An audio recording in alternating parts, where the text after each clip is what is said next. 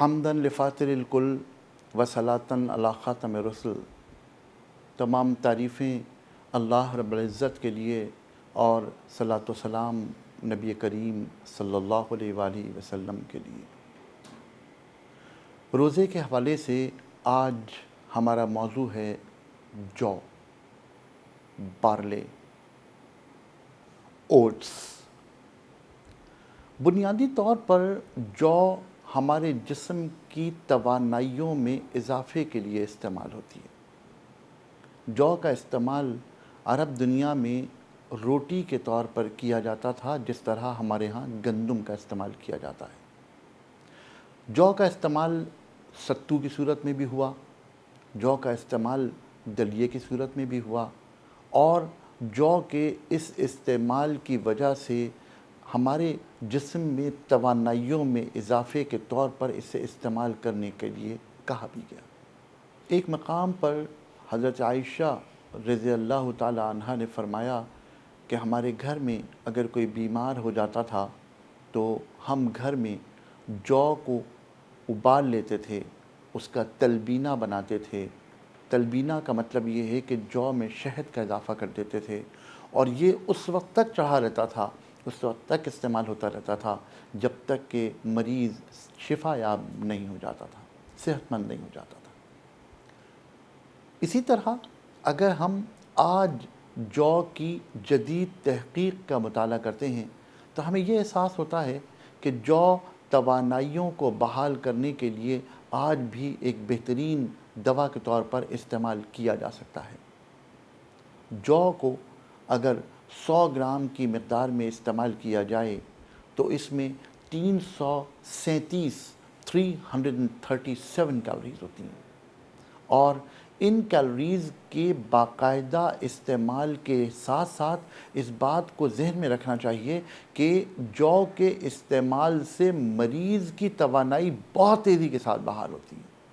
چنانچہ وہ تمام مریض جو کسی بھی مرض میں مبتلا ہیں، حتیٰ کہ ٹائیفائڈ میں مبتلا ہیں، وہ لوگ بھی اگر جو کا دلیہ، جو کا تلبینہ، میں تلبینے کا لفظ خاص طور پر استعمال اس لیے کر رہا ہوں کہ ٹائیفائڈ کے مریض اگر جو کو ابال کر اس کو میش کر کے اس کے اندر شہد کا اضافہ کر لیں تو یہ تلبینہ بن جائے گا۔ اس تلبینے کا استعمال اگر کیا جائے تو تمام ان مریضوں میں فائدہ ہوگا جو کسی بھی مرض سے ریکوری چاہتے ہیں، اور مرض کے بعد کسی بھی کمزوری کے صورت میں اگر کسی ایسی دوا کو استعمال کرنا ہو جو ہمارے جسم کی توانائیوں کو واپس لا سکے، آپ یقین کیجئے کہ آپ کو جو سے بہتر دوا شاید نہ ملے۔ اگر کسی مریض کی توانائیوں کو بحال کرنے کے لیے اسے فاسفورس، حیاتینی اجزاء اور اسے کچھ بھوسی دینی ہو تو بہترین دوا اگر ممکن ہے تو وہ جو کا دلیہ ہے۔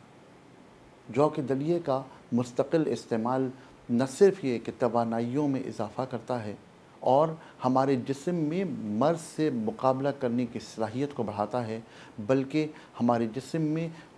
ایسے اجزاء کو جنم دیتا ہے جو ہمارے جسم میں وزن کی مینٹیننس کرتے ہیں۔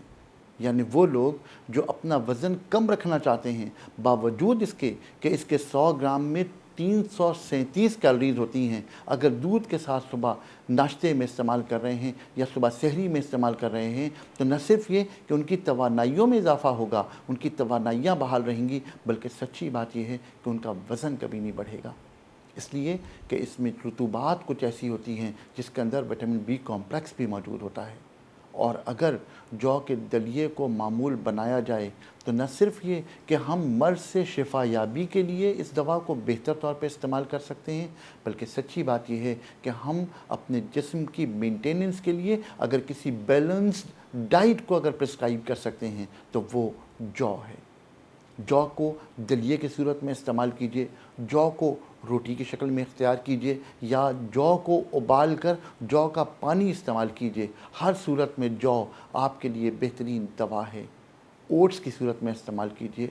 رائی کی صورت میں استعمال کیجئے، پاؤڈر کی شکل میں استعمال کیجئے، ہر صورت میں جو ایک بہترین دوا کے طور پہ استعمال کی جا سکتی ہے۔ اور اگر جو کو ستو کی صورت میں استعمال کیا جائے اور صبح سحری کے وقت استعمال کیا جائے تو نہ صرف یہ کہ وہ ہماری توانائیوں کو بحال رکھے گی، بلکہ جو کو اگر اس طرح استعمال کیا جائے تو وہ گردوں پر آنے والے بوجھ کو کم کر دے گی۔ اگر لوگ اپنا معمول بنا لیں کہ وہ سحری میں جو کا ستو استعمال کریں تو گردوں پر آنے والا دباؤ ختم ہو جائے گا، گردوں پر جو بھاری پن کی کیفیت پانی کی کمی کی وجہ سے پیدا ہوتی ہے وہ ٹھیک ہو جائے گا، اور روزے کے درمیان بحالی قوت آپ کو میسر ہوگی۔ اور یہی ہمارا بنیادی مقصد ہے اس پروگرام کا، کہ ہم آپ تک ایسی غذاؤں کا ذکر کریں جو آپ کی توانائی کو بحال کریں، اور روزے میں آپ کو ایسی جگہ پر رکھیں جہاں آپ اپنے معمولات زندگی کو پورا کر سکیں۔